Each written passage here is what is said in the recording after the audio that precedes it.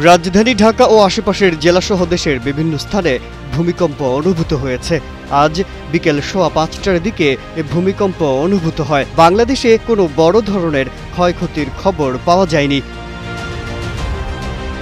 আবহাওয়া অধিদপ্তর জানিয়েছে, ভূমিকম্পটির উৎপত্তিস্থল ভারতের আসাম রাজ্যে, যা ঢাকা থেকে প্রায় ৩৮০ কিলোমিটার দূরে।